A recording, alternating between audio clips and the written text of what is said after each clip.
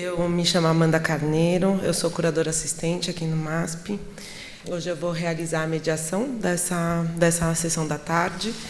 A gente vai falar sobre essa edição, que é a edição especial do MASP Professores. Essa foi uma edição muito carinhosamente pensada por nós, quando a gente considerou também muitas coisas que vocês diziam nos nossos formulários de avaliação.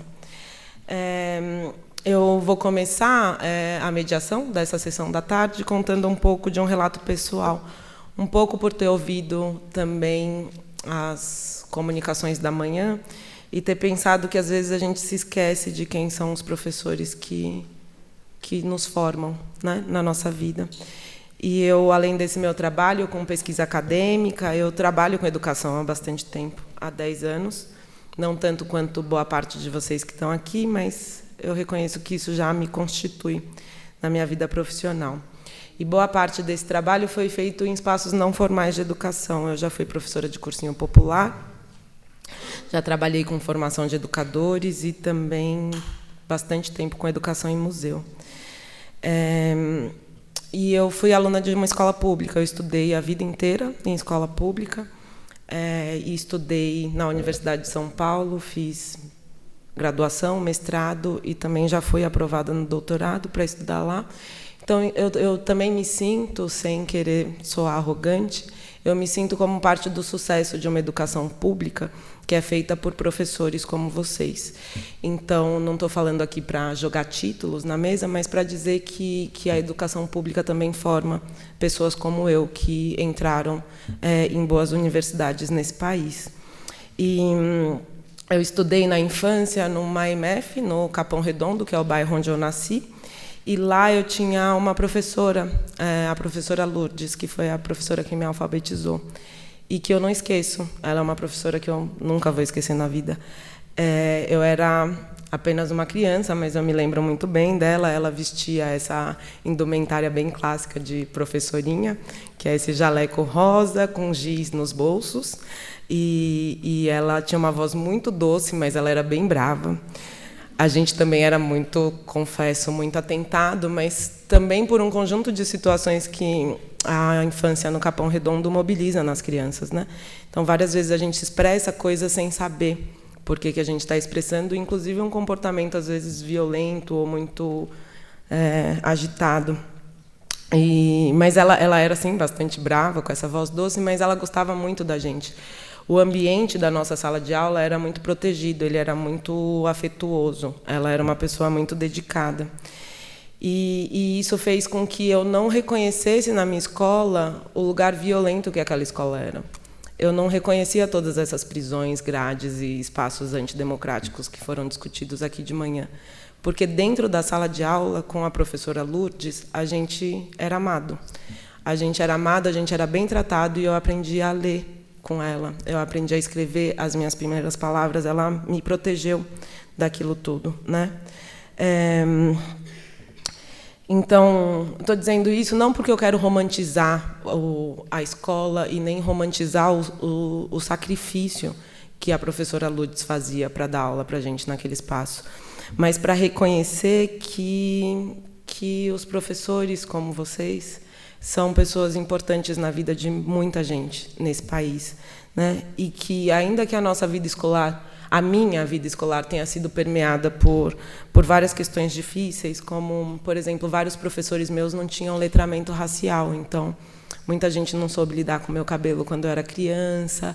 É óbvio que o espaço escolar várias vezes tem esses xingamentos de macaca e coisas bastante racistas. É óbvio que eu também vivi opressões de gênero e sexualidade, como boa parte das pessoas que frequentam a escola vivem. Também, como aluna, eu nunca decidi nenhum processo, eu não era parte da formulação do conteúdo, eu não tinha esse engajamento na escola, porque a escola também não abriu espaço para ser engajada a mim. Só que é importante dizer que, no entanto, eu conheci grandes professores ao longo da minha trajetória escolar. Pessoas que compartilharam não apenas o conteúdo que elas tinham, mas uma experiência de vida, sabe, as suas visões de mundo. Pessoas que, diante de tantas dificuldades, como vocês sabem muito melhor que eu, que é um salário muito abaixo da média para a profissão que executam, com a qualificação profissional que é exigida para o cargo. Um trabalho intenso de mais de 40 horas semanais, entre a sala de aula, o planejamento escolar, e ainda assim, vejam vocês, estão aqui no sábado, para ficar das 10 da manhã às 6 horas da tarde, se formando para formar outras pessoas. Então, eu acho que não tem como começar.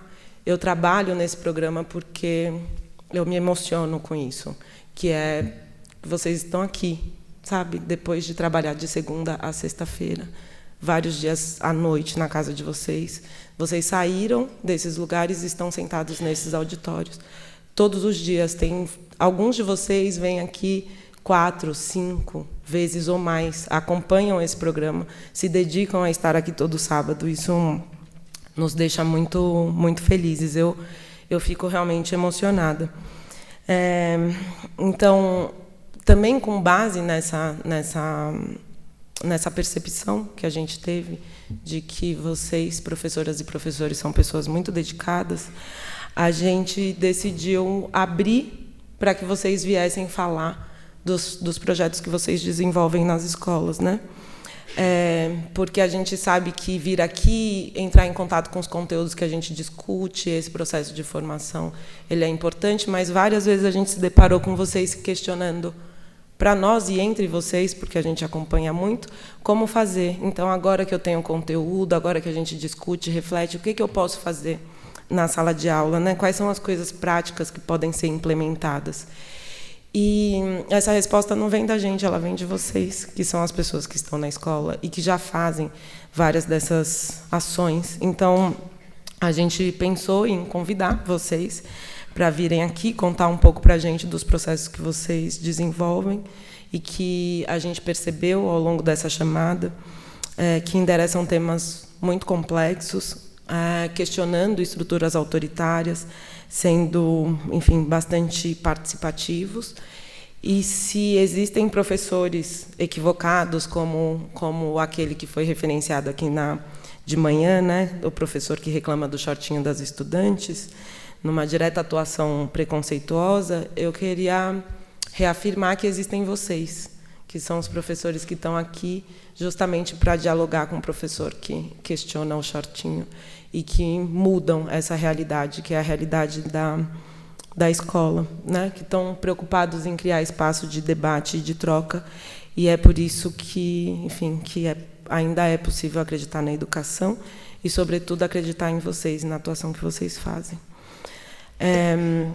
Então, como vocês ainda assim questionam como fazer, o que fazer, a gente pensou em incentivar essa troca, e a gente abriu essa chamada, uma chamada que é especial, que a gente chamou de especial, não por ser em outubro, nem por ter sido a única edição desse ano que endereça diretamente a atuação docente, mas porque a gente hoje vai conhecer projetos realizados por professoras que compartilharão conosco como elas vencem as barreiras e dificuldades e como elas fazem para implementar práticas pedagógicas e conteúdos questionadores e críticos no ambiente escolar. Elas foram selecionadas entre 49 inscrições, que são também 49 projetos que estão acontecendo hoje.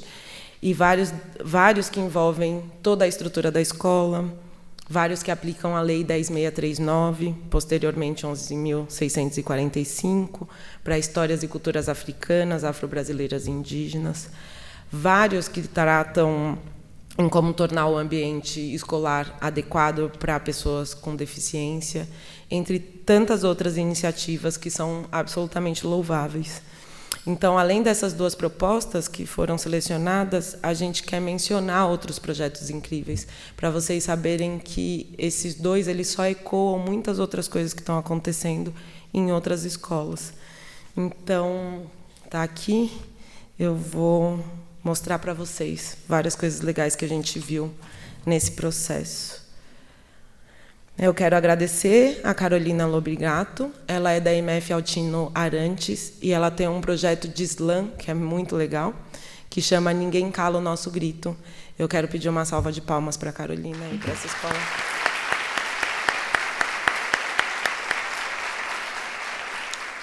Obrigada, gente. Ela está aí com os alunos dela. Vocês estão vendo que eles fazem slam sobre direitos humanos. É muito legal. Eles já saíram da escola, inclusive já foram convidados para ir vários lugares fazer suas poesias. Ela mesma também virou meio poeta nesse processo. É um projeto muito bonito. Eu vou passar para o próximo, que é a Alexandra Alves Sobral, da EMEI Margarida Maria Alves. Ela tem um projeto que chama África Somos Todos Nós. Vocês podem ver que as crianças aí estão aprendendo várias brincadeiras, jogos africanos. É um projeto que aplica a Lei 10.639 e é um projeto muito bonito. Eu quero agradecer também a Alexandra e a EMEI Margarida Maria Alves.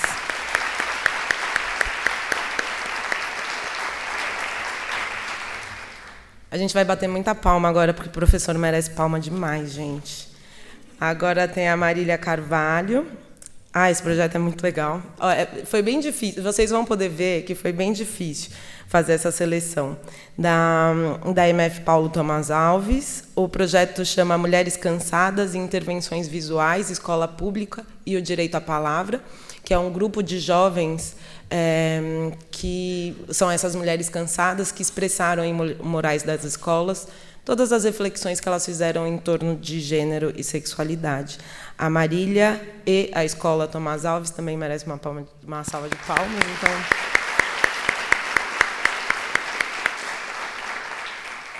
eu estou fazendo vocês baterem palma para todo mundo, assim, gente, porque a gente precisa se reconhecer também, tá? Vai ser só mais um pouquinho. Eu quero também agradecer a Joyce Aziza Mendonça, que inclusive está aqui, eu consigo enxergá-la. A Joyce tem um projeto na Escola de Tempo Integral Isaías Luiz Matiaso, que chama Sarau à Sombra do Baobá, que também é um trabalho com literatura, mas que envolve várias equipes da escola, vários professores participam. Vocês podem ver aí na foto que, na verdade, está a equipe que gere a escola, então não é um projeto só dela com os alunos, mas dela com a estrutura escolar também. Uma salva de palmas para a Joyce.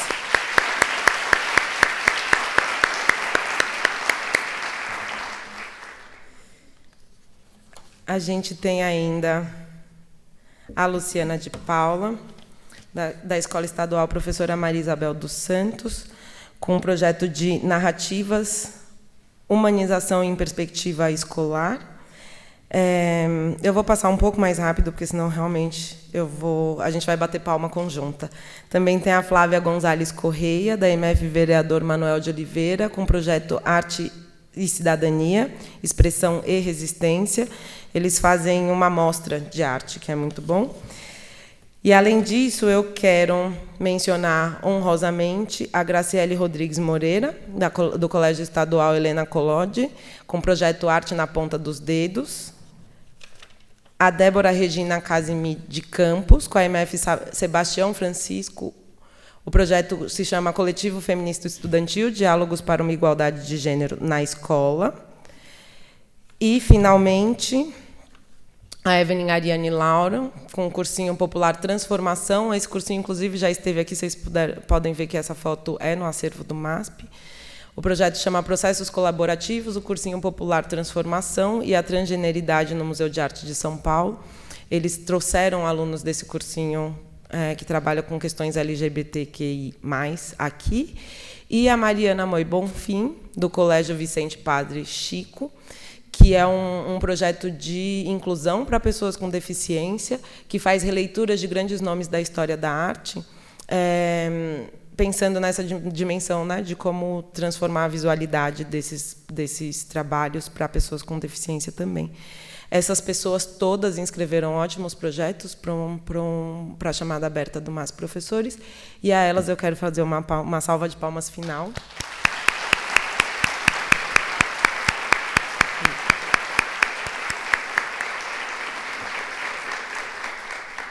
Isso é só para vocês terem dimensão que tem bastante coisa acontecendo, né?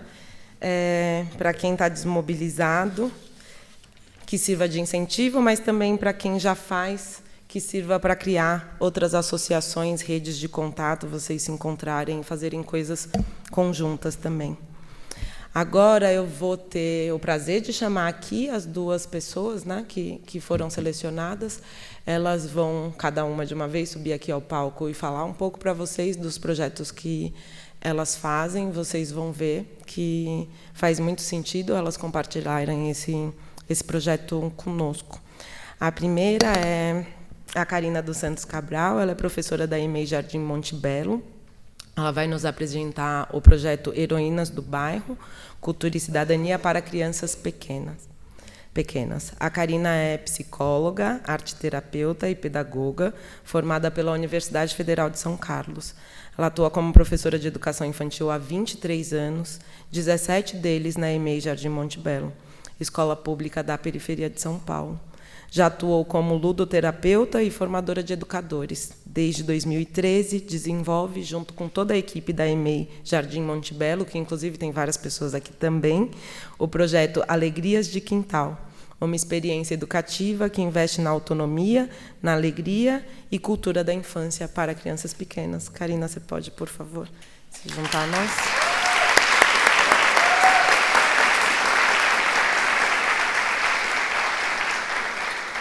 Boa tarde, quero agradecer muito a oportunidade de estar aqui. E quero agradecer em nome da minha escola, que eu tenho o maior prazer de chamar de minha, e dizer que eu não estou aqui apresentando um trabalho meu, né? É o trabalho dessa equipe. E essa equipe construiu um projeto educativo junto com a comunidade daquele bairro, da onde a gente está vindo. Então, pedir licença para pedir para as pessoas da EMEI que se levantem, e queria pedir que vocês olhassem para quem fez esse trabalho, né? Queria pedir para as minhas colegas de todos os dias que se levantassem.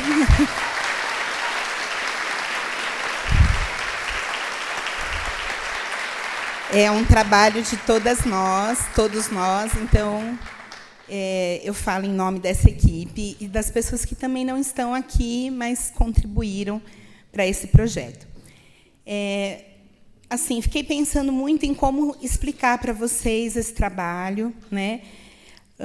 É um trabalho de resistência, porque a gente vive um tempo de desesperança. Acho que a gente falou muito sobre isso de manhã, né? Sobre as questões que vão nos abatendo todos os dias, né?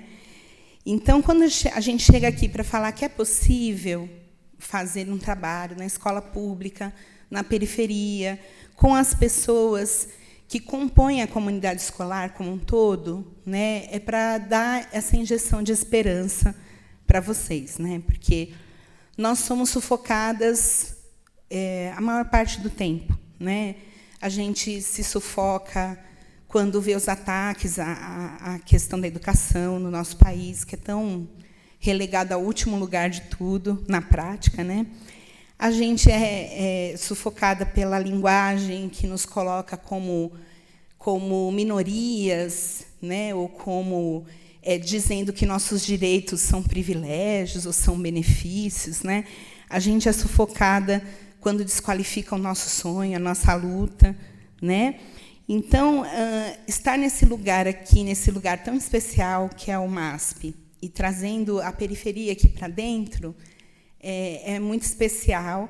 E eu queria assim agradecer muito essa oportunidade de contar para vocês esse trabalho, tá? E uma das formas mais fáceis de você acabar com o coletivo, com o popular, com a luta, é você apagar a história, a memória de um povo, de um grupo, de uma comunidade, né? É você colocar a luta dessas pessoas como menor, menos importante, porque dá a impressão para a gente que tudo que está aí sempre foi assim, né? E, portanto, se sempre foi assim, sempre será, a gente não tem nada para fazer, a não ser se comportar como mais uma peça dessa engrenagem, né? E, na verdade, não é. Isso não é verdade, né? As coisas são construídas por quem está sempre ali na luta, sempre fazendo o dia a dia de uma comunidade. E aí eu queria mostrar para vocês um pouco desse lugar, da onde eu vim e da onde nós viemos, né? Então, o Morro Doce, ali o Jardim Monte Belo, ela fica no extremo oeste da periferia aqui da cidade. Depois do Jardim do Morro Doce, aí já é outro município, já é Cajamar. E lá, nessa foto, eu não vou me atrever a usar o laser lá, mas nessa foto aqui de baixo, vocês estão vendo 2 telhados brancos lá no meio da foto, que são os telhados da EMEI e da EMF Jardim Monte Belo. Então, a escola fica no vale de um bairro cheio de morros, né? E a gente vem desse lugar, nossas crianças também. É um bairro relativamente novo, né? Não é muito antigo.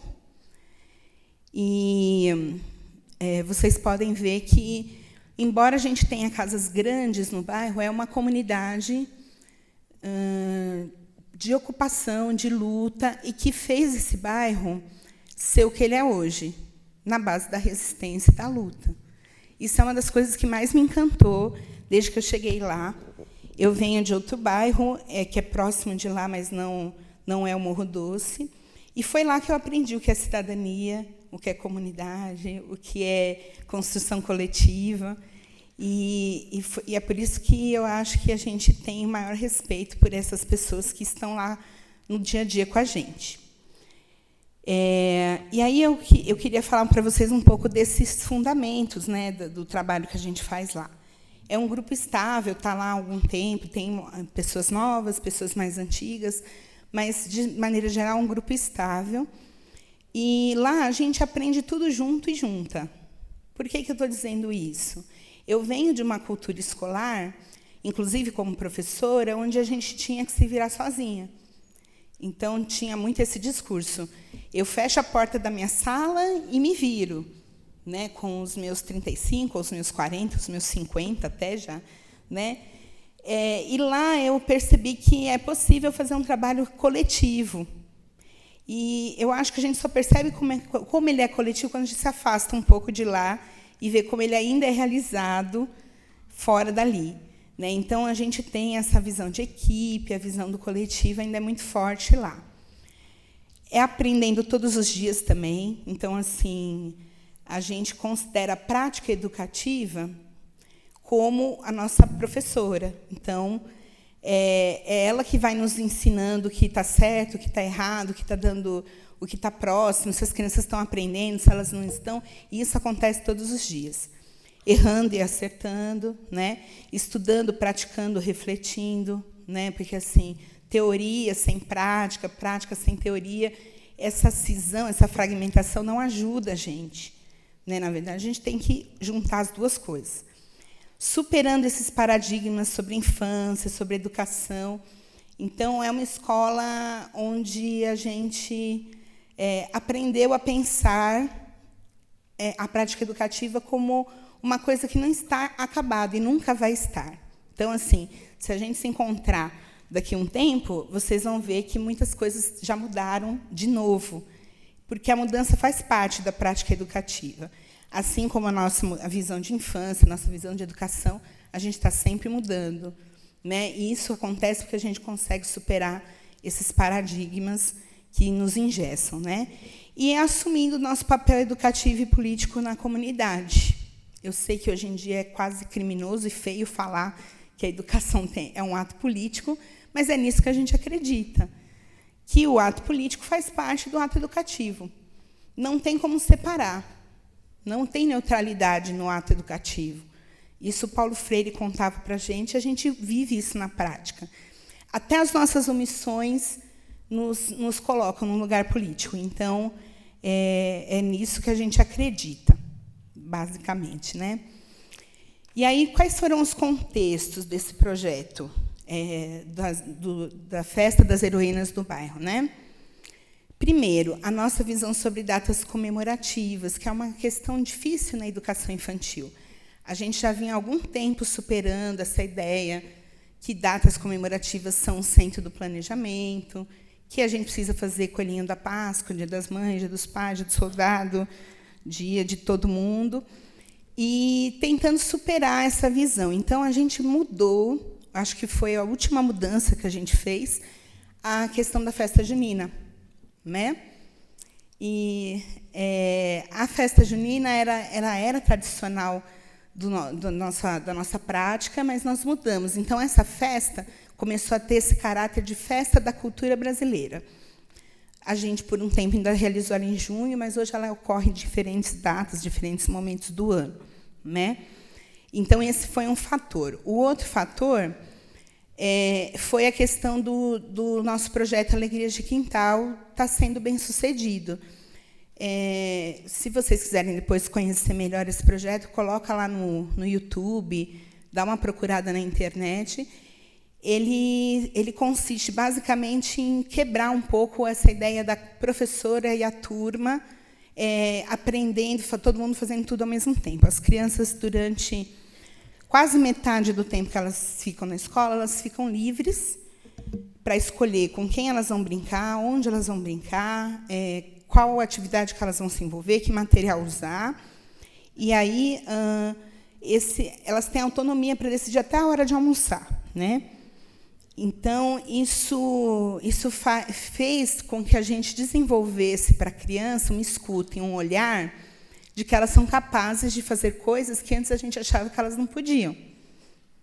Então, por exemplo, antes a gente não... Se alguém me falasse há 10 anos atrás em fazer uma festa sobre direitos humanos, como a gente fez o mês passado, eu ia dizer, não, eles são muito pequenos, são crianças ainda, né? E a gente foi modificando esse olhar, por conta dessa prática de autonomia com as crianças. O contexto político, histórico, social do bairro, a gente percebe que é um bairro que tem muitas famílias novas que não conhecem a história do bairro, que não conheciam. Então, foi um jeito da gente aproximar essas pessoas para entender que o lugar onde elas moram era um lugar de comunidade, né? Era um lugar onde coisas aconteceram por conta da união das pessoas, né? A questão também do gênero e do papel social da mulher, né, que a gente está discutindo. Nós fizemos uma semana de arte sobre as mulheres, e essa semana de arte a gente chama todos os artistas que a gente conhece para ir até a escola e trazer vivências para a criança, e o tema foi sobre as mulheres. E aí, durante esse trabalho da semana de arte, algumas professoras começaram a desenvolver um trabalho com os diários da Carolina Maria de Jesus. E, nesse diário, nesse trabalho que elas fizeram de conhecer e montar diários com as crianças começaram a perguntar quem eram as Carolinas do nosso bairro, né? E por quê? Porque elas perceberam que a Carolina Maria de Jesus ela era uma pessoa como as mães, as avós, as tias e as vizinhas delas. Então, elas perceberam que elas podiam ter um protagonismo dentro daquela comunidade. Então, foi aí que começou a surgir quem são as heroínas do nosso bairro.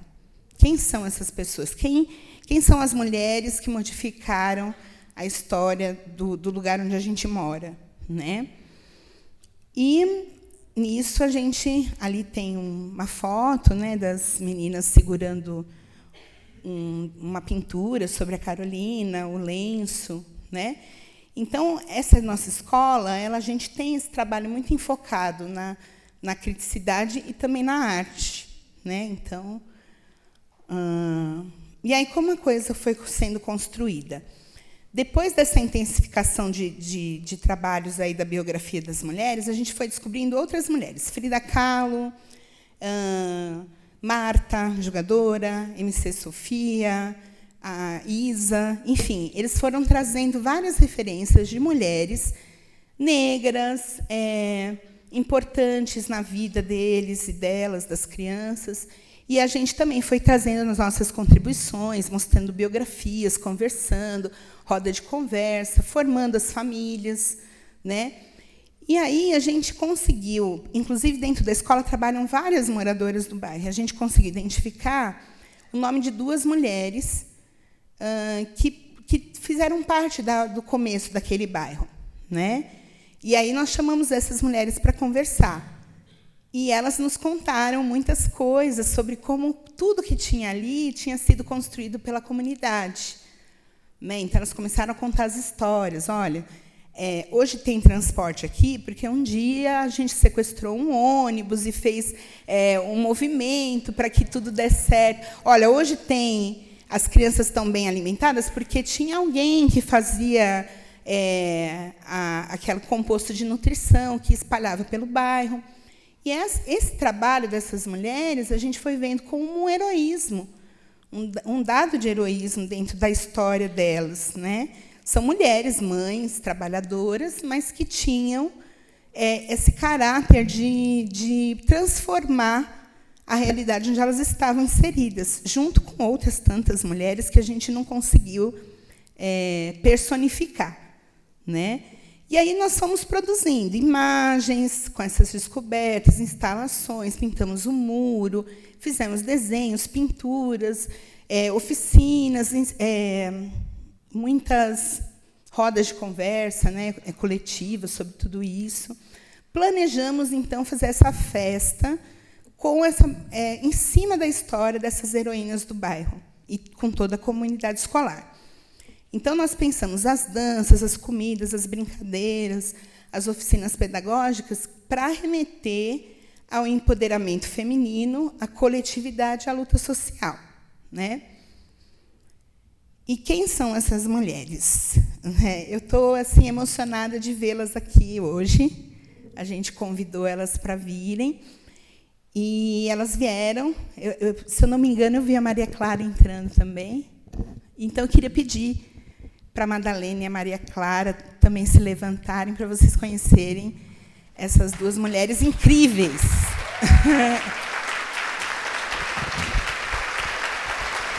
Isso. Elas são as heroínas do nosso bairro. E muita emoção ver vocês aqui.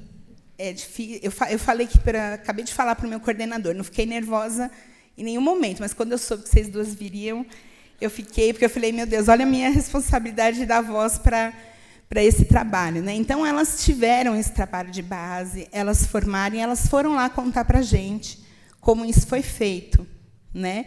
Então, as crianças ficaram próximas e as famílias deles também entenderam que não houve nada mágico na construção daquele bairro, foi tudo luta, foi tudo sonho que foi virando prática, que foi virando mais luta, que foi virando ainda mais coisas, e, de repente, a gente tem um bairro que não foi de repente, foi construído tijolo a tijolo.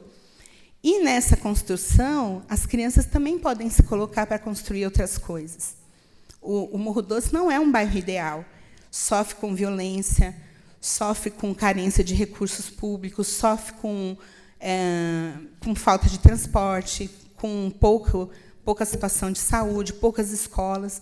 Então, essa luta não acabou nessas mulheres, e nem nas gerações que estão vindo. Ela vai ser constante, porque, para nós, da periferia, não tem moleza, gente, nunca vai ter.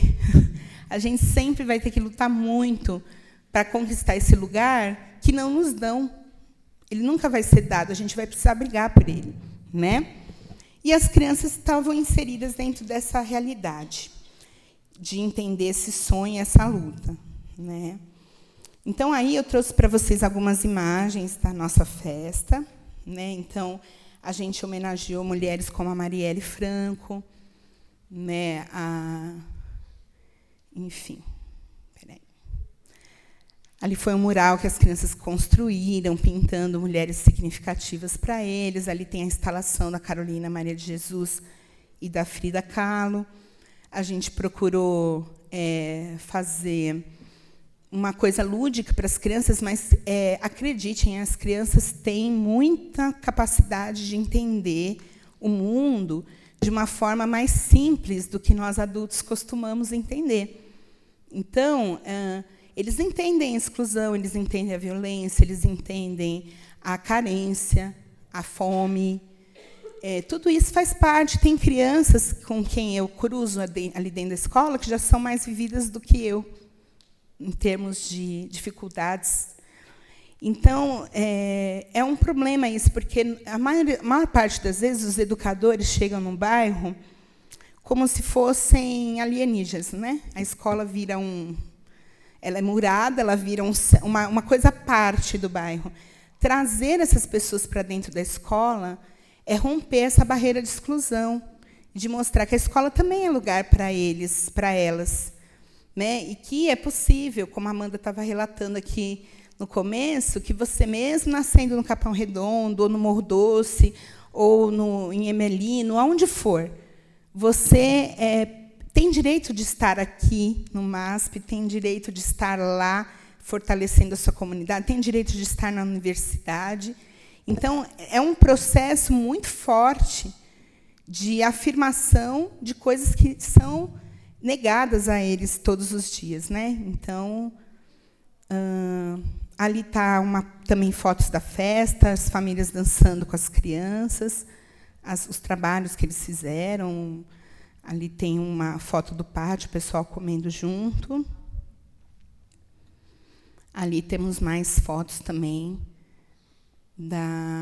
desses momentos da festa. Foi um dia bonito, um dia gostoso, né, por estarmos junto com a comunidade. Mas foi mais que isso, né? Foi um dia da gente aprender muita coisa junta, e levar esse trabalho. Como vocês podem ver, envolveu toda a equipe, né? Então, aí temos pessoas da cozinha, pessoas do apoio, muitas delas moradoras do bairro. Temos as professoras, né, a gestão. Na época, a gente tinha gestão envolvida. Está gravando, né? Mas eu vou falar. Na época, a gente tinha gestão envolvida. Hoje, nem tanto. Para onde vamos daqui? Então, quais foram os desdobramentos dessa festa? Primeiro, a gente, acho que como muitas pessoas aqui, a gente estava vivendo um momento de hostilidade da comunidade em relação à escola. Por quê? Por causa do contexto sociopolítico que a gente estava vivendo. E agora se agravou, né, na minha opinião. Professora estava virando inimigo público número 1, então todas as práticas que a gente desenvolve na escola estavam sob julgamento da comunidade de uma maneira muito negativa, né? Então, toda essa conversa de escola sem partido, doutrinação, enfim, isso estava respingando na gente. Então, os trabalhos que a gente estava fazendo estavam sendo muito mal interpretados pela comunidade. E a festa, eu acho que melhorou essa relação da comunidade com esse trabalho. Nesse caminho de pintar, desenhar, escrever, ler, conversar, usar oralidade, jogar, enfim, todos os recursos que a gente usa para conversar com as crianças sobre essas questões desenvolvem muitas habilidades intelectuais, artísticas nas crianças, né? E também as reflexões sobre a questão de gênero. Então, qual é o papel da mulher nessa sociedade? Essas mulheres são mulheres como eu sou, como nós somos, como as mães delas são. E somos oprimidas só por sermos mulheres nesse mundo que é pensado dentro de uma lógica machista e racista e excludente. Enfim, isso faz parte da nossa estrutura, mas não precisa ser assim para sempre. Há possibilidade de transformação. Então, a questão da coletividade, da periferia, tudo isso emerge dessas discussões.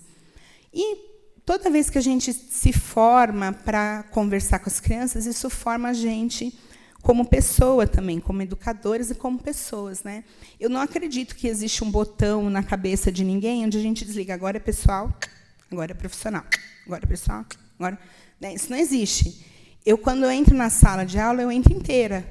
Eu sou a pessoa que tem sentimento, eu sou a pessoa que tem história, que tem emoção, que tem posicionamento político, que tem limitações, que tem habilidades. Essa sou eu inteira ali. E, ao a gente se formar juntos, a gente consegue mudar isso, né? E essa festa foi evoluindo para a ideia da Semana de Artes da festa de 2019, que foi sobre direitos humanos. Porque aí muitas crianças questionaram, mas foram só mulheres que fizeram o nosso bairro? Não, tinham homens também. E tem pessoas até hoje lutando por direitos humanos ali naquele bairro. Então, nós fizemos a festa desse ano, foi sobre direitos humanos. Trouxe algumas fotos para vocês. Vou passar rapidinho, que o Eric já está ali mostrando. Um minuto. Falei já da questão da equipe.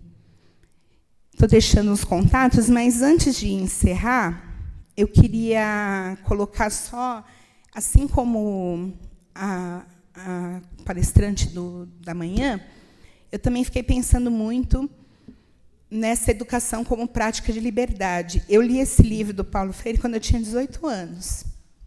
O José, que hoje é coordenador meu, ele era meu professor naquela época. E quando ele já tinha... Hoje ele foi escrito há mais de 50 anos, né, esse texto, esse ensaio do Paulo Freire. E eu acho isso extremamente poderoso, colocar a educação como prática desse sentimento de liberdade que a gente nem sabe explicar. E ele diz que é a educação que vai nos ajudar a entender essa aspiração, esse sentimento, esse ideal de liberdade, e fazer concretizar isso. E ele coloca no livro dele, né, que isso só acontece se a gente se coloca como educador e como educando como pessoa concreta, pessoa que existe, não como uma pessoa ideal. A Madalena, a Maria Clara, elas são pessoas que existem. Eu, professora Karine, existo dentro daquela comunidade. As minhas colegas todas, nós existimos. E às vezes a gente precisa lembrar disso, principalmente em tempos em que querem que a gente não exista, né? Em que até dentro da escola a gente é invisível por tantas situações. Então, assim, é nesse jogo de se colocar como pessoa concreta que eu vou colocar a liberdade em prática, né? Sendo essa pessoa que existe, que luta, e que, apesar de tudo, apesar de todas as questões, de todos os cansaços, de toda a desesperança, a gente respira e continua. Juntas, né, juntos, e tentando fazer a diferença. Nós não conseguimos mudar a história do Morro Doce, mas tenho certeza que todas as crianças e famílias que estavam conosco ano passado saíram transformadas dessa experiência. E elas vão fazer coisas que vão mudar a realidade delas em volta, né? E que colocam em prática essa ideia da liberdade, né? Que é o que, no fundo, todo mundo quer. Né? Até copiei aqui um trechinho da Cecília Meirelles, e vou encerrar com esse poema. Liberdade é uma palavra que o sonho humano alimenta. Não há ninguém que explique e ninguém que não entenda. E como a gente sabe que a liberdade, que a educação é a prática dessa liberdade, eu espero mesmo que a gente tenha trazido aqui um pouco de esperança para que vocês, professores, professoras, arte-educadores, historiadores, artistas, enfim, todo mundo que está aqui consiga levar essa ideia de que é possível fazer. Não é fácil, não vai ser simples, mas vai ser possível, e isso vai dar força para a gente continuar transformando essa realidade tão difícil. Tá bom? É isso. Obrigada.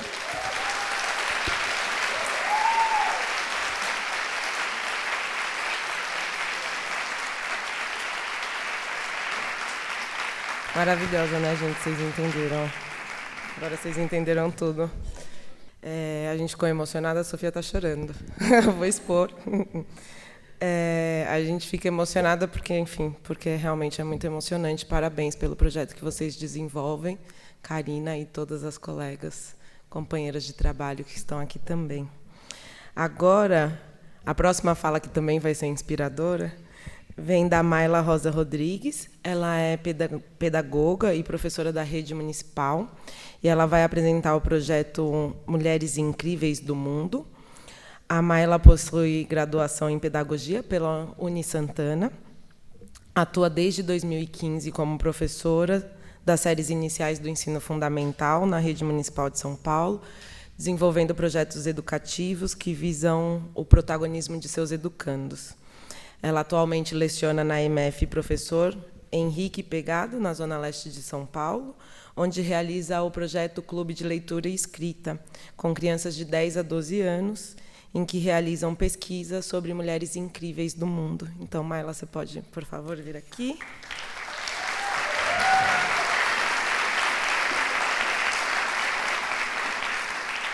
Olá. Eu quero começar, então, agradecendo por estar aqui. Eu estou muito honrada. Na conversa que eu tive com a Sofia, o Eric e a Amanda, eu contei para eles que a minha vida não foi uma vida de visitar o centro da cidade de São Paulo. O MASP, então, fui descobrir já muito mais velha, já com 25 anos. E é uma honra muito grande poder vir aqui e falar de um trabalho que eu estou realizando numa escola pública, que é de onde eu vim. Então, eu vou começar falando um pouco disso, da minha trajetória, porque eu acho que ela ela é parte da minha prática pedagógica. Porque, como a Karina disse, né, o que a gente vive faz a nossa prática, assim, a gente entra inteira em sala de aula. Então, eu fui uma criança que veio de um lar, como a maioria das crianças do nosso país, que é um lar de mulheres. Eu fui criada por uma mulher, minha mãe, com 2 irmãs pequenas, todas mulheres, desde muito pequena, desde os meus 3 anos. Então, a minha vida foi formada por ver e vivenciar a história, a trajetória de uma mulher batalhadora, que foi a minha mãe. Sendo assim, vivendo como uma menina, a gente acaba percebendo, muitas vezes, que nós temos lugares pré-definidos. Então, quando eu era criança e nós éramos muitas mulheres em casa e alguém chegava e perguntava como é possível que essa casa esteja bagunçada se só vive mulher aqui. E esse tipo de fala sempre me incomodou muito, desde muito pequena, mas é claro que eu não fazia ideia do porquê isso me incomodava, mas incomodava. Então, eu tentei muito me afastar desse mundo das meninas, porque não é legal ser uma menina quando você é criança. Você não pode sentar à vontade, você não pode usar a roupa que você quer, você não pode se sujar, você não pode falar palavrão, você não pode arrotar, você não pode fazer quase nada. E, por muito tempo, eu me afastei de ser menina. Eu queria muito ser um menino. Vestia, inclusive, roupas de menino, que, na época, eu acreditava que eram roupas de menino, para me aproximar mais disso, desse mundo em que eu podia ser livre. E, quando eu entrei na escola, como professora, eu já tinha uma outra vivência, já tinha passado pela faculdade, tinha aprendido muitas coisas, e eu percebi que dentro da escola a gente repetia esses padrões que eu tinha escutado quando era criança. Então, a gente tinha muitas divisões tem ainda, claro, muitas divisões dentro da escola, né? O banheiro das meninas é pintado de rosa, os meninos é pintado de azul. Os meninos, na aula de educação física, jogam futebol, a quadra é deles. E as meninas ficam com a bola de vôlei no cantinho, se der. Então, a gente repete muitos padrões dentro da escola. Foi isso que eu vi quando eu entrei lá. E aí, vindo, né, de uma vida em que eu não conseguia lidar com essa separação, esse estereótipo, não era bom para mim, e eu queria quebrar isso. Entrei na escola, vi que isso estava acontecendo também com as crianças, e aí veio aquela sensação de que a gente precisa fazer alguma coisa de diferente. Porque a escola, e eu acredito nisso, é um espaço para a gente, sim, repensar, reeducar e refletir sobre as coisas que acontecem no nosso cotidiano. Sendo assim, eu cheguei na escola, ano passado, nessa escola que eu estou agora, e eu fui muito incentivada a fazer projeto lá. Então, a diretora me recebeu muito bem, pedindo para que a gente investisse nos projetos, que isso acontecesse. E eu tinha essa ânsia, essa vontade de que isso não se repetisse com as crianças, as coisas que eu vivi quando eu era criança. E quando eu era aluna também, porque dentro da escola eu também vivi essas imposições de gênero em que a gente tinha que agir de uma maneira que a gente não gostava só porque a gente era uma menina ou um menino. Desculpa se eu estou falando muito rápido, viu? Então, eu comecei o projeto, só que, como a Karina também falou, a gente estava num momento muito difícil, e ainda está. Eu acredito que esteja piorando um pouco, mas a gente consegue encontrar esses espaços em que a gente se une e consegue ver que tem gente como a gente fazendo coisa na escola, né? Isso é muito bom. E aí eu cheguei na escola e tinha essa fala de assim, olha, vamos tomar cuidado com gênero, né, com essas coisas, porque não está sendo muito bem visto. E a fala que a gente recebia era que, vocês devem ter recebido isso também, é que o foco tinha que ser na leitura, na escrita e no raciocínio lógico.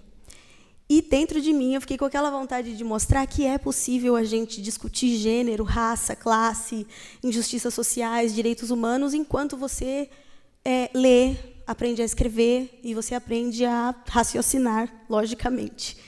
Então, eu criei um projeto chamado Clube de Leitura e Escrita. Ele não se chamava inicialmente Mulheres Incríveis do Mundo, isso foi decidido com as crianças.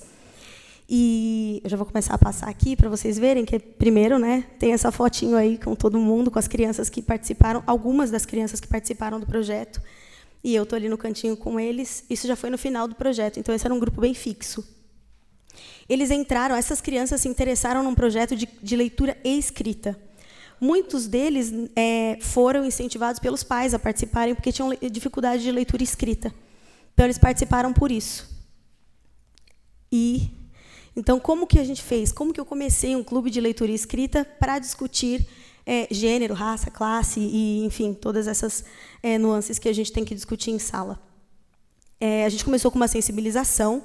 Então, vocês vão ver que eu mostrei, eu não vou ler, mas eu vou explicar para vocês que a sensibilização ocorreu com a amostra dessas imagens aí em cima, que são instrumentos de trabalho. Então, eu entreguei isso para as crianças e eu pedi que eles desenhassem quem eles imaginavam que estava por trás daquela ferramenta de trabalho. Então, a gente tem ali um capacete de bombeiro, né? A sapatilha do balé, o avião e o chapéu de cozinheiro. E, como imaginado, eu não trouxe para vocês os desenhos, mas os desenhos eram todos de assim, homens como bombeiros, mulheres dançando balé, homens como pilotos de avião e as mulheres como cozinheiras. E assim, foi muito difícil não ter esse padrão. Inclusive, a maioria dessas pessoas que eram representadas eram pessoas brancas. E o que era muito engraçado, porque na nossa comunidade a gente não tem essa maioria branca, nem no Brasil, inclusive, né? Mas era assim que as crianças viam essa representação, então é como eles reproduziram no papel. Para quebrar esse estereótipo tão afixado, eu trouxe imagens que mostravam pessoas que eles não esperavam que estivessem fazendo aquele trabalho. Então, vocês têm embaixo um menininho cozinhando, um menino dançando balé, uma mulher piloto de avião e uma mulher bombeira. E foi muito legal, porque eles gostaram muito, ficaram muito animados com a ideia de conhecer mulheres que faziam coisas que eles não imaginavam que mulheres fossem capazes de fazer. E eles tinham 10 anos, então é muito triste que a imagem que essas crianças de 10, 11 anos têm é que mulheres pertencem a um espaço e homens pertencem a outros. Eu sei que eu tenho certeza que vocês também sabem que na nossa sociedade a gente tem muita gente ainda que pensa assim. Então é normal que as crianças reflitam o que a gente vive na sociedade. E isso acaba acontecendo dentro da escola também. Depois dessa sensibilização, a gente foi para um aprofundamento. Então, uma pesquisa, um trabalho de pesquisa mesmo, de conhecer mulheres. Eu levei muitos livros que eu tinha, que na época não tinha na sala de leitura da nossa escola, e hoje, esse ano, chegaram muitos livros sobre biografias de mulheres. Se vocês são da rede municipal, vocês provavelmente perceberam que isso aconteceu, o que foi muito positivo, mas na época a gente não tinha esses livros, então eu trouxe muitos da minha casa mesmo, que eu gostava de ter. Alguns eu comprei para o projeto, inclusive, e eu levei. E eles foram conhecendo essas mulheres, nomes, e liam um pedacinho, se interessavam. E dessa parte da pesquisa, com os livros na sala de leitura, nós fomos para a sala de informática. Esse era um projeto de contraturno, então eu usava a sala de informática com as crianças no contraturno. E o interessante é que esse primeiro momento foram mulheres que as crianças que se interessaram em pesquisar. Então, não foi nada imposto de primeiro momento, nem depois, inclusive, mas depois a gente levava sugestões. Inclusive, as famílias também enviavam sugestões de nomes de mulheres que eles poderiam pesquisar para conhecer mais. A autoria nessa parte vem do momento em que eles começam a escrever essas biografias, porque eles pesquisavam as biografias e começavam a escrever. Essa escrita, de início, claro, ela vinha muito de uma cópia, então as crianças copiavam as informações e colocavam no Word, né?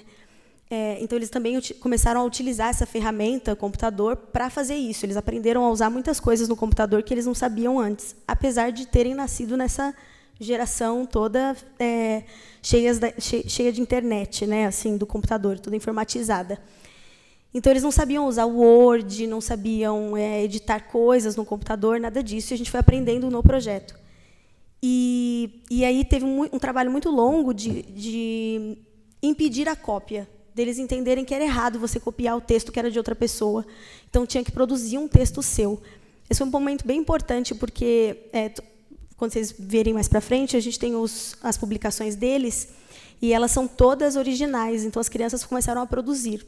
Muitas crianças tinham dificuldade de escrita, então eles escreviam como eles conseguiam, e eu fazia essa mediação ao lado, sentando e corrigindo junto, mostrando onde estava errado. O que foi muito positivo, porque eles conseguiram ver onde estavam errando, e esses erros diminuíram com o tempo.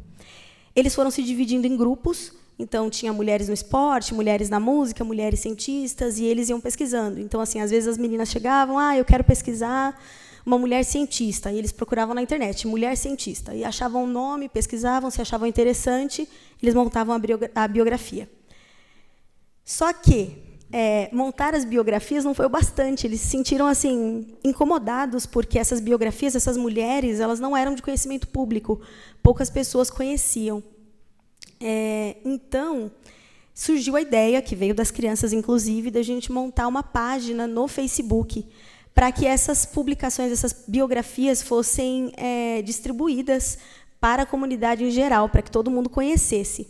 E foi muito legal, porque eles usam muito, com 10, 11 anos, até um pouco antes, eles usam muito a internet para assistir vídeo no YouTube, para ver coisas no Facebook.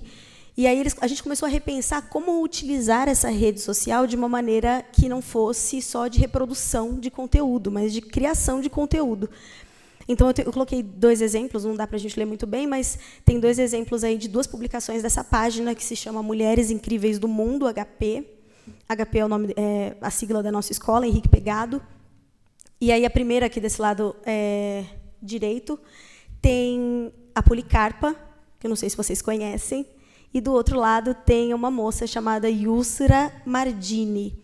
Tem um vídeo que não é das crianças, óbvio, foi um vídeo que eles encontraram no YouTube, que foi muito legal também, porque essa produção não era só de escrita, eles buscavam ferramentas que ajudassem as pessoas a entender a história dessa mulher. Então, a gente tem aqui 2 exemplos de mulheres que foram pesquisadas. E a finalização desse projeto, no ano anterior, a gente continua esse ano, né, mas a gente terminou o ano passado com o lançamento de um livreto, que foi um livrinho de publicações só das crianças. Então, todas essas publicações de biografias que foram feitas no Facebook, elas se tornaram um livreto, um livrinho que a gente fez um lançamento oficial, que foi muito legal. Eles aprenderam como era um livro, então a gente montou a orelha do livro, montou tudo, assim, foi bem bacana, teve dedicatória, agradecimento, sumário. Então, foi muito trabalhoso, mas valeu muito a pena, porque a experiência de estar num lançamento de livro de autoria própria foi incrível para as crianças. Vocês vão escutar um pouco depois. Então, aqui a gente tem a capa, né, do livreto e a parte de trás. Eu coloquei aqui para vocês as páginas dele online, para vocês terem uma ideia de como ficou. Então, essas ilustrações também foram ilustrações criadas pelas crianças. Então, vocês têm aí a Marta Martinez, que é uma DJ, que um dos meninos quis pesquisar para conhecer, porque ele achou que era muito legal, ela fazia um trabalho bacana na internet, de vídeo mesmo, de YouTube. Tem a MC Elis, que é uma menininha pequena que faz músicas falando sobre empoderamento, e é bem bacana também. E a Tarsila do Amaral. Aqui, desse lado, a gente tem o desenho da Thaís Araújo e da Oprah, porque na página seguinte do livro tinha a história das 2. Então, tem a ilustração das crianças também. Aqui é outra página. Então, mulheres ativistas, né? A gente tem a Malala, a Maria da Penha. Aqui é o Smith, que está do outro lado, já era das mulheres na música. Também desenhos das crianças. Então, vocês podem ver que as biografias eram compostas pela história delas e sempre por alguma indicação, porque a gente teve uma conversa muito interessante sobre como não é muito acessível quando você coloca só por escrito.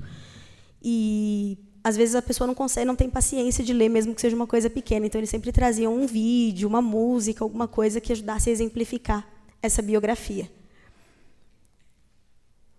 Aí, aqui tem as fotinhos deles no lançamento, com a sessão de autógrafos. Eles ficaram muito felizes. E todas essas edições do livro foram impressas na nossa escola, porque a diretora da nossa escola, Simone, ela está aqui, ela veio prestigiar. Ela me apoiou muito na criação desse livreto, ela ajudou na impressão, bancou, vamos fazer, e vai dar tudo certo, e deu muito certo. A comunidade participou, os pais ficaram muito felizes, as mães, por verem os filhos produzindo um livro, que para a gente eu falo, né, para mim é um livro de autoria de crianças da periferia de São Paulo, e é uma coisa que eu não imaginava que fosse possível ser feita quando eu estava na escola e tinha a idade deles, o que foi bem bacana. Então, a gente tem um lançamento, né? E aqui eu vou pedir para colocar o vídeo, porque é um vídeo que eles contam todo esse processo que eu contei para vocês, eles contam um pouquinho resumido, mas do jeitinho deles, para que vocês também escutem a visão das crianças em relação ao projeto, porque não adianta eu ficar só falando aqui, né? É bom vocês escutarem eles também. Acho que pode rodar, se der. Mulheres incríveis do mundo!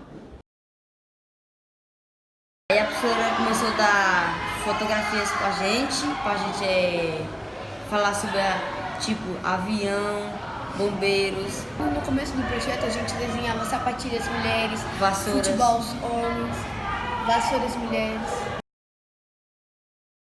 Mostrou resumos que também poderia o homem fazer balé, a mulher jogar futebol.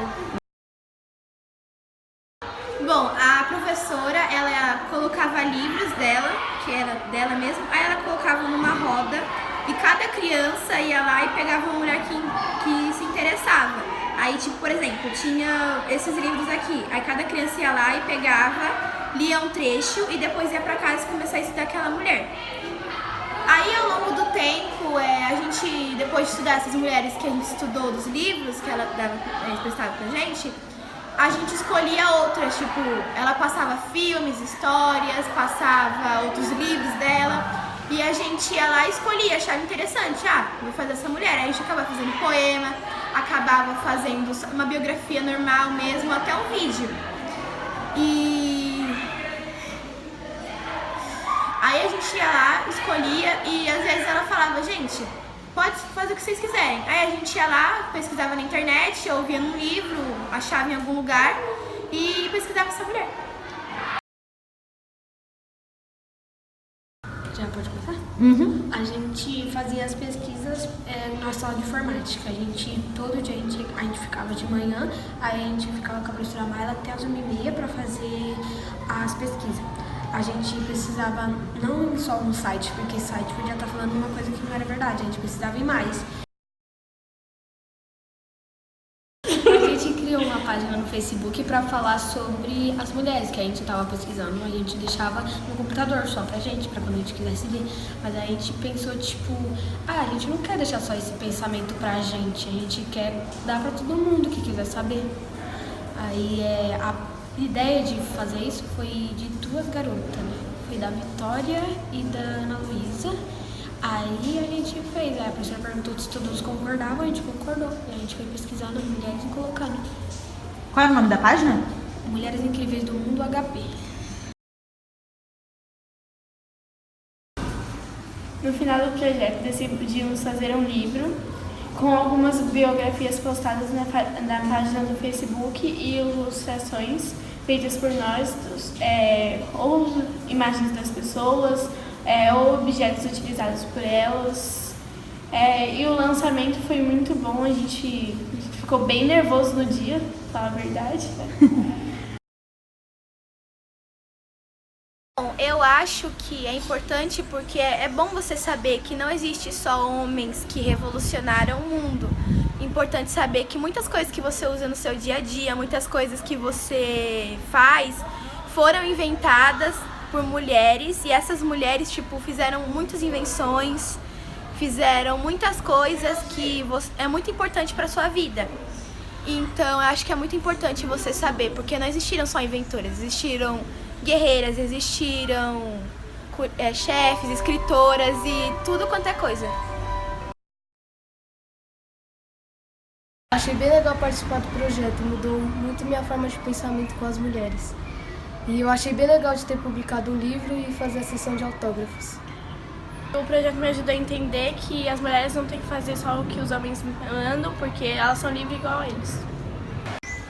E eu acho que é importante conhecer essas mulheres, porque antes a gente só pensava que só homens poderiam fazer o que elas fazem. Você, Gabi? Foi diferenciado que teve vários tipos de mulheres, tipo as mulheres cientistas. Pra mim foi Marie Curie. E você, Isa? Eu também descobri que não existe só mulheres dos outros países que revolucionaram o mundo. Eu descobri também que são brasileiras, porque eu nunca soube muito do meu país. Eu nunca soube, tipo, a história dele, etc. Aí agora eu sei sobre os homens e mais as mulheres. Porque são várias mulheres, não importa se for negra, se for LGBTIQ+, não importa se ela é branca, não importa se ela é pobre ou rica, mas que fez a diferença no Brasil e às vezes até no mundo. É isso, o vídeo é essa experiência que eles contaram, eu espero que vocês tenham entendido, assim, porque veio a minha fala e a fala deles, eu acho que isso casa muito bem, dá para vocês verem que o que eu falei foi o que aconteceu mesmo, porque foi um processo muito natural, e também dá para ver a importância de você contar histórias de mulheres para crianças, né? Quando eles conhecem essas histórias, as meninas, principalmente, elas percebem que elas podem fazer muitas coisas, e não só aquelas coisas que a gente aprende vendo TV ou vendo no dia a dia. E aí elas percebem que a gente pode ocupar vários espaços. E para os meninos também é muito interessante. Eu tive uma participação muito grande de meninos no projeto, porque eles conseguem perceber que eles enxergam as meninas com igualdade, não as enxergam como inferiores ou, enfim, que elas precisam ser só cuidadas. Aí, aqui, para terminar, eu trouxe 2 publicações da Isadora na nossa página. Essa primeira aqui, a Isadora fez um desenho da Elza Soares. Eu não sei se dá para vocês lerem, mas tem o Mané Garrincha, né? Ele está aqui embaixo. Ela escreveu Mané, porque ele era chamado assim. E em cima está escrito assim, bate em mim agora, Mané. E está ela gigante perto dele, que era pequeno. Porque depois que ela conheceu a história da Elza, ela percebeu que ela é imensa perto de quem foi o Mané Garrincha, que na época era um grande astro, e a Elza não era ninguém, ou vista como ninguém, né? E aqui do lado tem um poema da Isadora, eu quero finalizar com ele, para dizer que é engraçado quando a gente conhece histórias de mulheres, o poder que isso tem de transformação na gente. A gente vê isso numa criança através desse poema. Então, ela começa assim. A mulher que vou falar sabe muito bem o que é pobreza, mas na questão de escrever tem muitas riquezas. Conhece o poema com a palma da sua mão. Seus pés deslizam no chão. Quando escreve, alguns são breves, mas muito bonitos. Essa mulher é guerreira, mãe, negra e favelada. Mesmo tendo muitas dificuldades, é uma pessoa realizada. Carolina continuará em meu coração, uma mulher forte que escreveu para melhorar a consciência da população. Isso foi a autoria da Isadora. Então, a gente consegue ver a potência de transformação quando você conhece a história de uma mulher. E isso, não tenho a menor dúvida, transformou a experiência da Isadora dentro da escola. Eu quero terminar também agradecendo a diretora da minha escola, Simone. Eu falei dela algumas vezes, mas eu vou agradecer mais uma vez, porque é muito importante quando a gente tem a gestão do nosso lado. É muito difícil fazer esse tipo de trabalho quando a gente está sozinha. Muito difícil. Então, eu tive o apoio dela, ela deu a mão para mim e falou, vamos, e tudo que eu sugeria foi acontecendo, mesmo com muita dificuldade, a gente dava um jeito. Então, eu quero agradecer muito a Simone e agradecer as minhas colegas de trabalho, porque sem elas também não teria acontecido isso, porque quando a gente está lá na escola, desesperada, chorando, nada está dando certo, vem alguém te dar um abraço, vai dar certo, o que você precisa, e essas parcerias são muito importantes. Por isso, eu acho que esse lugar aqui que a gente está hoje é tão importante. Como a Karina disse, a gente pode formar alianças, e eu acho que isso é muito importante dentro da sala de aula e na escola. Sem essas alianças, a gente não vai muito longe. Então, queria agradecer, muito obrigada, espero que vocês tenham gostado. E é isso. Obrigada.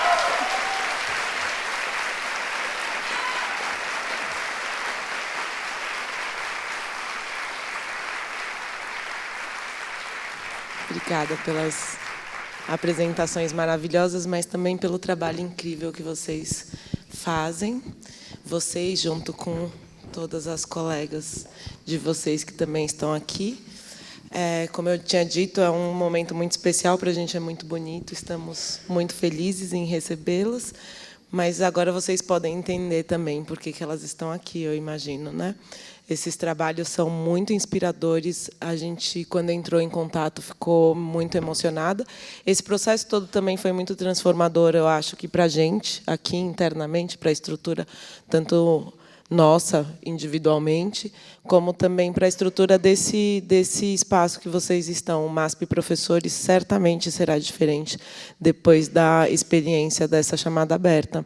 Então, uma coisa que a gente chamou de especial, a gente pretende que seja regular, por exemplo, e que o ano que vem isso aconteça mais, que mais pessoas que estão nessa posição estejam aqui também. E isso fala muito sobre coisas que vocês falaram, na fala de vocês, que é como a gente se permite se transformar também, não ter paradigmas muito enraizados, a gente conseguir olhar para as coisas e mudar com elas, aprender com as pessoas, estar disposto a ouvir, mesmo que às vezes a gente ouça coisas que não são muito fáceis, tipo vocês criticando coisas que a gente faz no programa, mas a gente só pode agradecer, porque a partir dessas reflexões é que a gente se transforma. E aí eu acho que na escola também, sobretudo na escola, esse espaço é tão importante, o espaço de crítica, de contradição, de diálogo. E vocês falaram desses projetos, são muito bonitos, que eles são muito bem-sucedidos, mas a gente sabe, porque conversou, de todas as dificuldades que vocês tiveram para implementar esses projetos também. Então, as narrativas de sucesso, elas muitas vezes também são narrativas de fracasso, né? Várias vezes elas não dão certo, para no final dar certo, e às vezes depois não dá certo de novo. Então, eu também queria chamar a atenção para o fato de que o que vocês estão vendo aqui, como um resultado que realmente acontece, a Sofia e o Eric até foram na festa da escola, e viram que isso acontece de fato, isso também é permeado por vários processos que são difíceis. Então, acho que, para iniciar essa conversa, a gente também pode pensar que todas as pessoas que se propõem a fazer algo diferente, elas vão lidar com as barreiras de iniciar algo novo e se propor a fazer alguma coisa diferente, né? Então, era isso. Eu queria ouvir vocês também um pouco sobre esse processo, o processo de implementação, né? Não só a parte do sucesso, mas como vocês lidaram com os desafios. E aí, depois que vocês me responderem isso, eu passo a palavra para vocês que estão aí na plateia. Não sei se... está funcionando.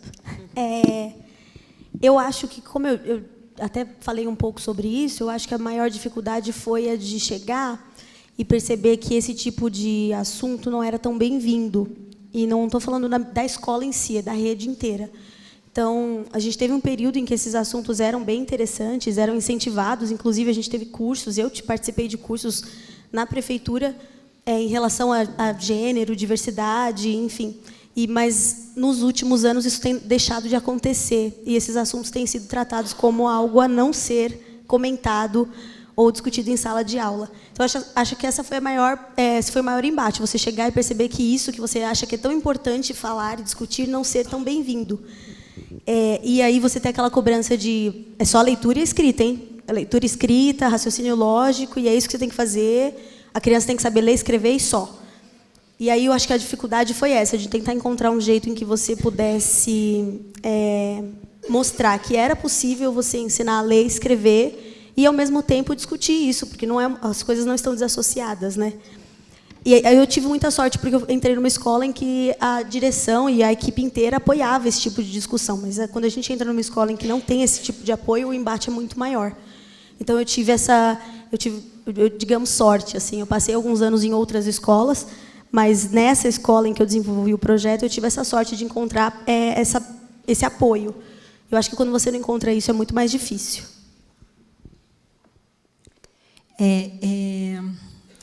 As dificuldades são muitas, eu acho que elas têm a ver com o fato ideológico, como ela está colocando, tocar em questões como gênero, a questão étnico-racial, a questão do trabalho comunitário. Eu acho que, na educação, a gente tem boas partituras, né? Só que, na hora que a gente vai tocar elas na escola, muitas vezes o som não é agradável, porque a gente está falando de coisas difíceis, feridas da nossa estrutura social. Então, falar sobre exclusão, falar sobre machismo, falar sobre todas essas questões que permeiam né, os trabalhos aqui, e tenho certeza que os outros também falaram disso, a gente está mexendo em feridas que as pessoas, muitas vezes, não estão dispostas a debater, a conversar. Então, a formação é uma dificuldade, né? A questão da gente estar numa escola pública que está perdendo liberdade de fala, liberdade de construção de currículo. E falo isso com muito pesar, né, da gente ter assim. Eu gostaria de estar dizendo para vocês que a gente está dando passos para frente, mas a impressão que eu tenho é que a gente fica segurando o que construiu para não ter aquela sensação que está tudo ruindo, tudo desmoronando, né? Então, assim, é difícil hoje trazer as famílias para o conselho de escola, conversar. É difícil fazer um trabalho comunitário. É difícil enxergar pessoas como a Madalena, a Maria Clara, como líderes, né? Então, eu acho que a gente está vivendo um contexto social e político muito delicado e que coloca essas dificuldades. A questão dos recursos é muito difícil para a escola pública. Você falou dos livros, eu falei, ai, que lindo, cadê esses livros lá na escola? Não chegou. Então, assim, chega, às vezes não chega, a gente tem pouco dinheiro para material, a gente gostaria.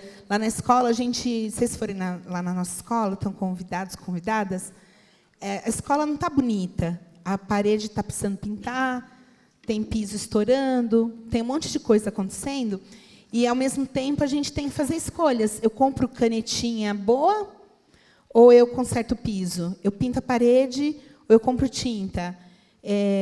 O que é melhor? Eu estar fazendo uma reposição de greve hoje lá com as crianças ou estar aqui, no MASP, tendo essa experiência?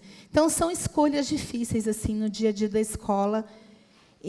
Eu acho que a gente topa com muitos problemas, muitos mesmo. E eu vejo, às vezes, as minhas colegas cansadas como eu estou, pensando nessa questão, o que eu estou fazendo aqui? Está tão difícil. Então, eu tenho ouvido muito isso nelas e em mim, e são dificuldades que vão abatendo a gente, vão deixando a gente mais cansada, mais desmotivada. Mas aí a gente tem esses momentos de esperança que parece que dá uma renovada, uma injeção, e a gente segue um pouco mais. Então, eu penso que o cotidiano da escola não é para os fracos. Não é. Nunca foi, nunca será. Por isso que nós estamos mesmo adoecendo, a gente está mesmo... Não está fácil ser professora, né, no Brasil, né? Muito menos da escola pública, muito menos da periferia, muito menos sendo mulher, muito menos sendo mulher e mulher preta indígena. Enfim, a gente vai somando essas exclusões, mas eu acho que, de maneira geral, eu concordo contigo, a gente encontra força no apoio que a gente tem umas das outras. Não vai ter outro apoio, né? A gente estar aqui, ser reconhecida dessa forma, é um momento especial. Mas no dia a dia, é uma na outra, aí, olhando uma na outra, e trazendo um café, fazendo um almoço mais próximo, olhando para a colega e falando, descansa um pouquinho, eu vou ficar com as tuas crianças um pouquinho para você respirar. Enfim, é assim que a gente vai levando, porque não é fácil mesmo. Acho que todo mundo está aqui sabe disso. E a gente gostaria, no nosso mundo ideal, muita coisa seria diferente. Mas estamos aqui, na luta.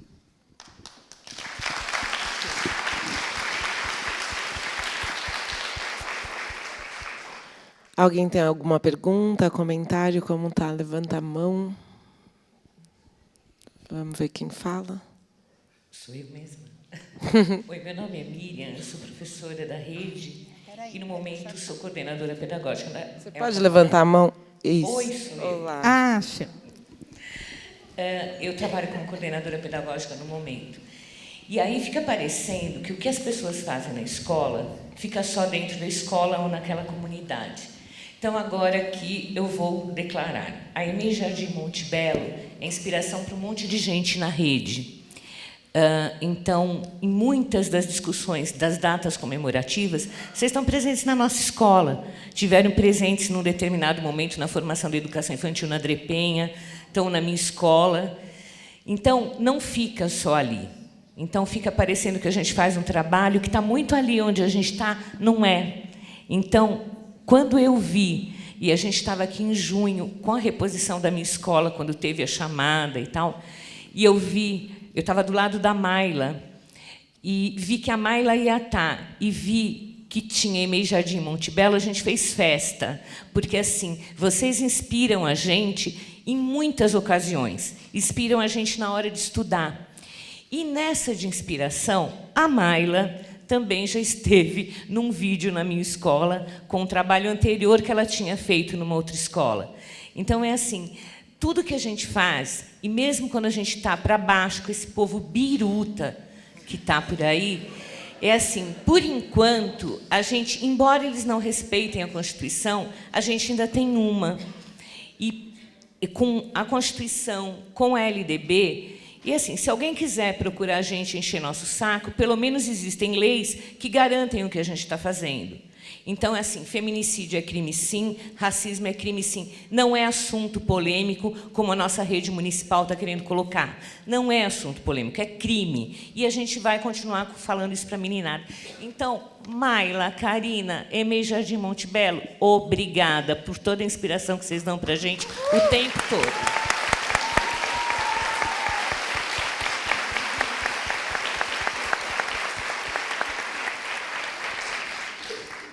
Só um parênteses rapidinho, aqui? Desculpa. A Miriam foi minha formadora, tá, gente? Só para vocês saberem, eu falei da formação na prefeitura, a Miriam fez vários desses cursos em que eu me formei. Se eu faço esse tipo de trabalho, é graças a pessoas como ela, que quando estavam lá na DRE, na diretoria regional, estavam pleiteando esse tipo de curso e discussão para a gente. Então, acho que é bem importante a gente reconhecer também.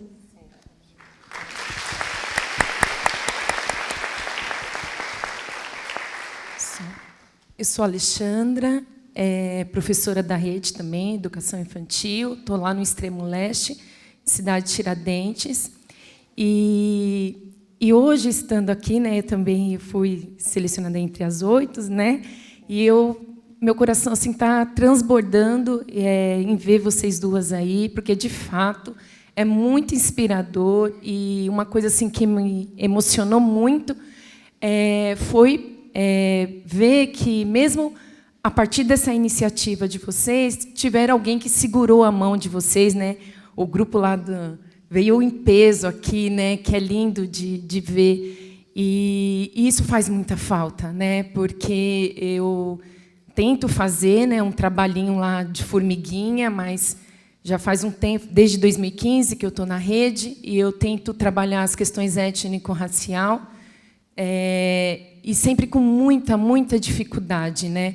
Inclusive, até essa chamada do MASP foi uma coisa que me fortaleceu, porque esse reconhecimento nunca teve na unidade que eu trabalho, nunca tive apoio, ninguém para segurar a minha mão, e o MASP reconheceu esse trabalho. Então, para mim, foi uma coisa muito importante, e ouvir vocês duas aqui hoje é uma coisa que me inspira e me motiva a continuar, porque, como foi falado, né, a gente falar de coisas que a sociedade não quer ouvir é muito difícil. E mais difícil quando a gente vê educadores, né, que poderia ser pessoas a fortalecer, a não querer também fazer essas discussões ou se neutralizar, né, diante de algumas situações que a gente vive no cotidiano. Então, eu quero agradecer muito ao MASP e agradecer vocês, porque, de fato, vocês são motivadoras. Obrigada.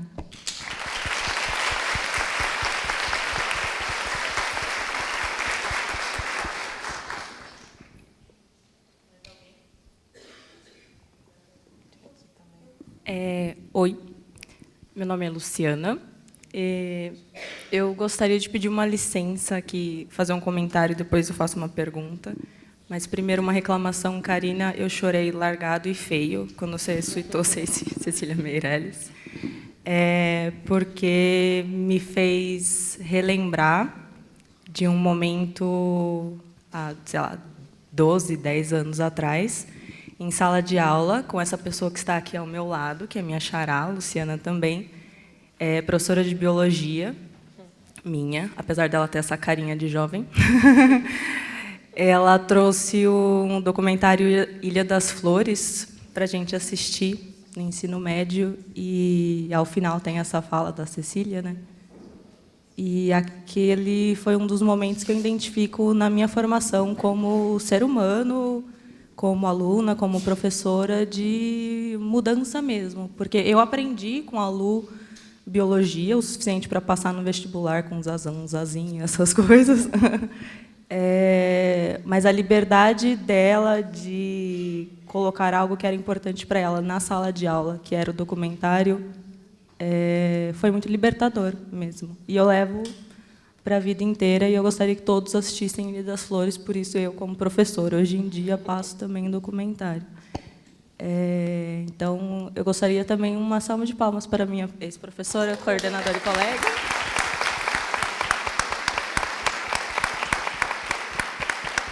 Está chorando agora. É vingança. Karina, eu queria fazer uma pergunta concreta mesmo em relação ao Quintal da Alegria. Eu achei bizarro, na verdade. Eu, como professora regular de horários, né, de locais específicos de sala de aula, achei muito interessante esse outro projeto também. Eu gostaria que você falasse um pouquinho dele. Eu vou fazer igual a professora fez de manhã, né? Ainda bem que ela perguntou. Mas vai responder agora? Ou... eu vou pegar uma última pergunta, talvez da Joyce, que estava aqui com a mão levantada esse tempo todo. E aí o Eric já chegou com a plaquinha, gente. Temos 10 minutos, então não sei se vai fazer outra rodada. O Eric. Eu quero dizer que vocês lacraram geral, que eu estava muito curiosa e ansiosa para saber o que vocês tinham para compartilhar, porque eu venho de um mundo isolado, parece que somos só nós quem fazem essas coisas, e, de repente, eu vejo o trabalho tão maravilhoso de vocês, e não é com o ensino médio, com quem já tem, com quem a gente já espera. Então, eu quero agradecer a vocês, em nome dessas crianças que vocês estão formando, e dizer que eu saio com o meu espelho um pouco mais completo daqui. E eu havia pensado em pegar licença esse ano, porque eu estava sendo vista como uma professora que só fala de mulher e de negro, e, de fato, mesmo depois da entrevista com as meninas, aquilo me deu um up mesmo. E como essa rede, ela vem para fortalecer a gente. Então, eu acredito que não só a contribuição de vocês, como a questão de colocar professores e professoras no protagonismo mesmo, que a gente está sempre ensinando os jovens a serem protagonistas e colocarem vocês representando a gente, como isso é importante, como isso nos ajuda a falar de fato, ninguém solta a mão de ninguém. Então, muito obrigado por acreditar nessa educação, muito obrigada por vocês serem que vocês vocês são, e dizer que, para vocês continuarem lacrando geral, que é só sucesso.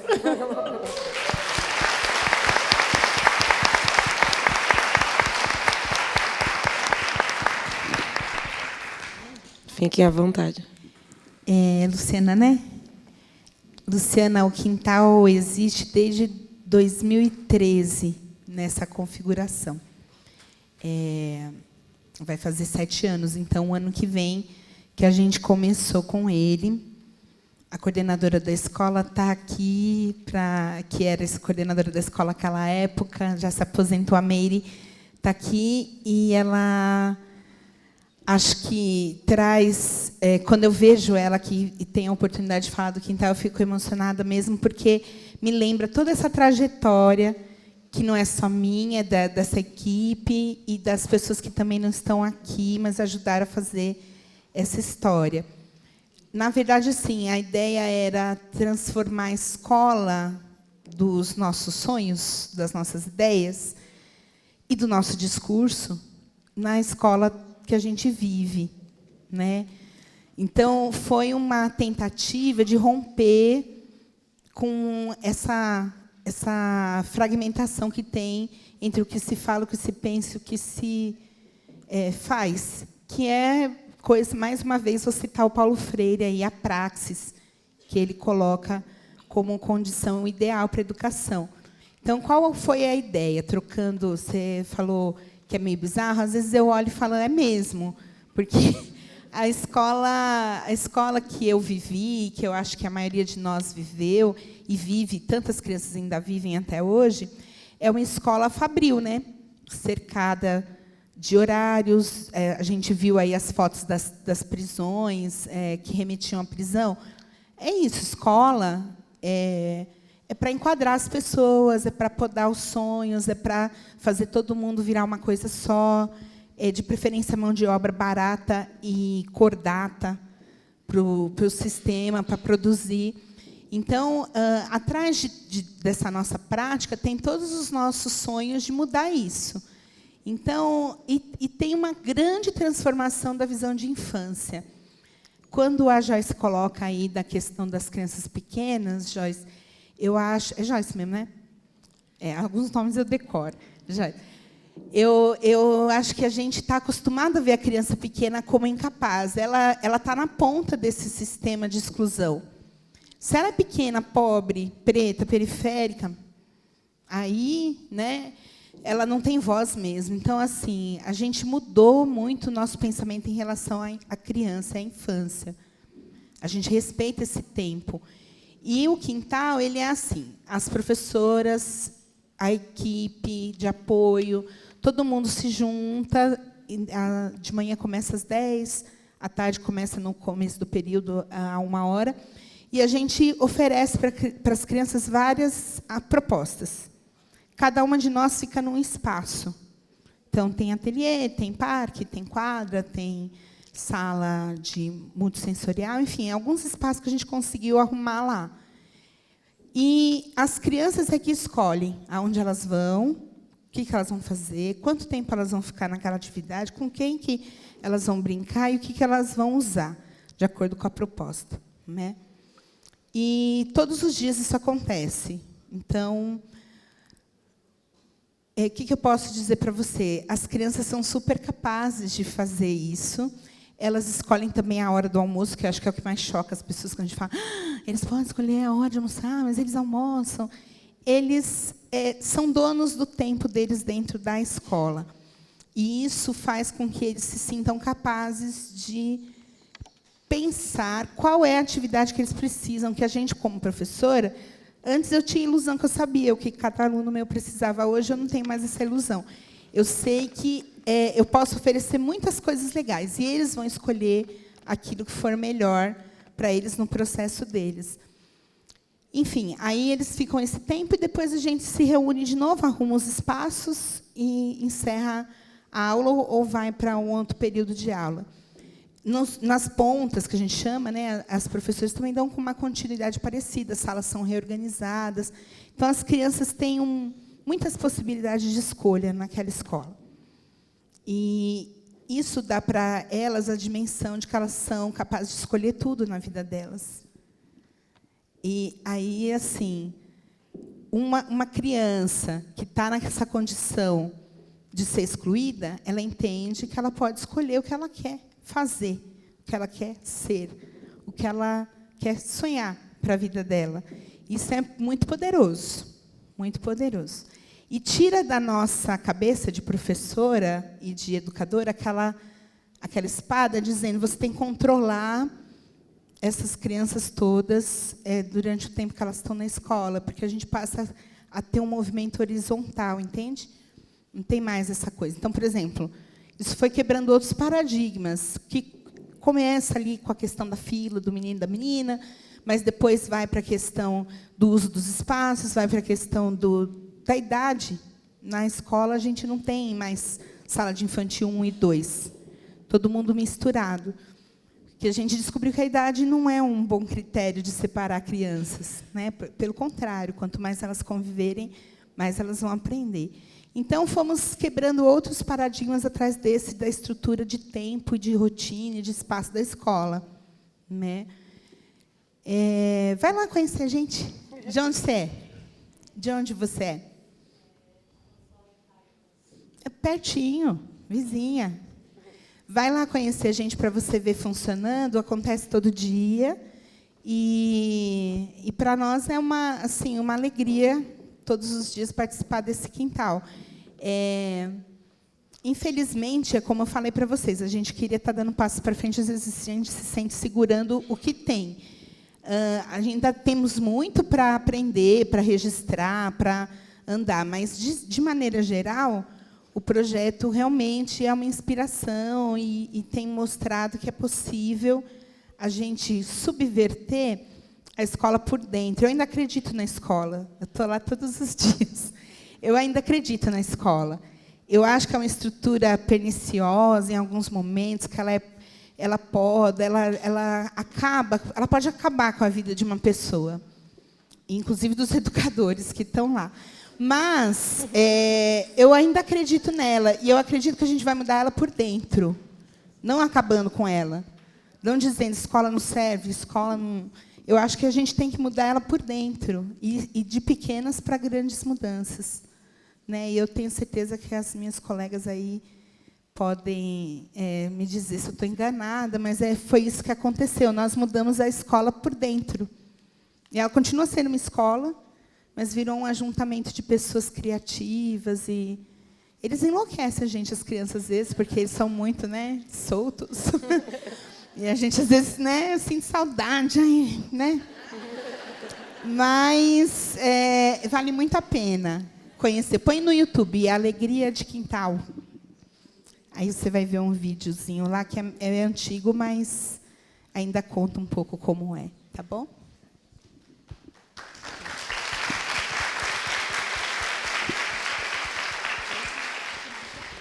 Sim. Vamos, para finalizar? Sim. Então, tá. Então, agradecer, muito obrigada por terem ouvido. Espero que vocês tenham se inspirado mesmo, tenham gostado e visto que é possível a gente fazer isso com crianças pequenas, com crianças grandes também. Esses alunos que eu trabalhei são do Fundamental, eles eram do Fundamental 1 quando a gente começou, o que não é um tipo de trabalho que a gente vê muito quando se fala sobre gênero, raça, enfim. Quero dizer também que eu acho eu disse isso, mas vou reiterar que é importante a gente usar esse espaço para formar alianças. Recentemente, eu e uma colega de trabalho formamos um grupo de estudos chamado Educar para Libertar. Então, se vocês quiserem dar uma olhada, procurar, a gente tem se reunido mensalmente para discutir alguns assuntos, discutir projetos, discutir ideias, discutir teóricos, discutir Paulo Freire, que está sendo tão demonizado, Então, a gente tem discutido muita coisa, é bacana da gente conseguir se unir. E acho que é isso. Muito obrigada pelo espaço também. E, de novo, obrigada.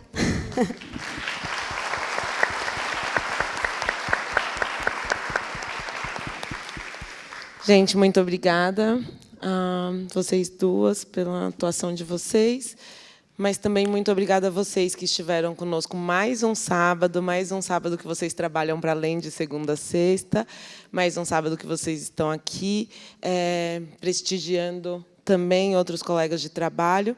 Agora chegou a hora da gente conversar, tomando café, comendo bolo, um pãozinho, num ambiente mais relaxado. Eu espero encontrar vocês aqui na próxima edição. A edição de novembro é a última edição do ano. Então, por favor, acompanhem nas nossas redes sociais e compareçam. A gente aguarda vocês em novembro. E agora a gente se encontra ali no café. Até a próxima.